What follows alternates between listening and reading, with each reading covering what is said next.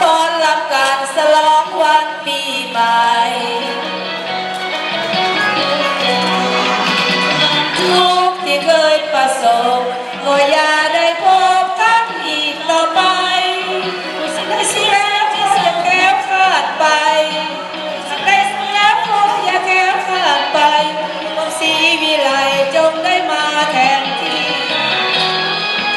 ให้หาหัวยิ้มก็เหนื่อยอย่าโศกไปเลยครั้งเดียว1 ปี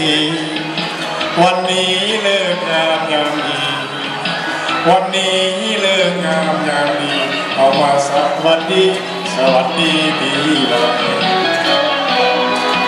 อาจไทยเก็บสังคมคืนบทจงคลายคืนสิ้นสุดต่อไปหากได้สุขแล้วคงจะแก้วขาดไปได้สุขแล้วคงจะแก้วขาดไปวงศรี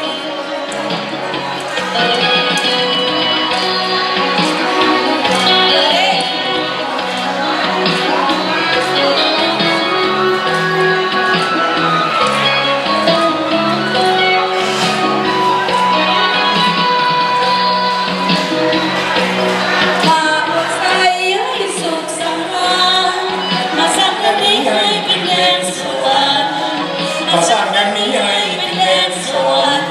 มาโอนลำฉลองวันปีใหม่ความทุกข์ที่เคยประสบก็อย่าได้พบกันอีกต่อไปสักเสียสิ่งที่เศร้าหมองใจสุดจริงเสียสิ่งที่เศร้าหมองใจเขาชี้มีอะไรจงได้มาแทนที่เฮฮาหัวยิ้มโศกไปเลยทั้งเดียววันนี้เลิกงามยามดีวันนี้เลิกงามยามดีเอามาสวัสดีปีใหม่อาจเก็บสังคม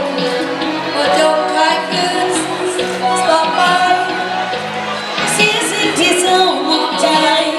หมดสิ้นไปเสียสิ่งที่เศร้าหมองใจเอาของไว้ใส่ให้ทุกท่านโชคดีเขาขอไม่ใส่ให้ทุกการโชค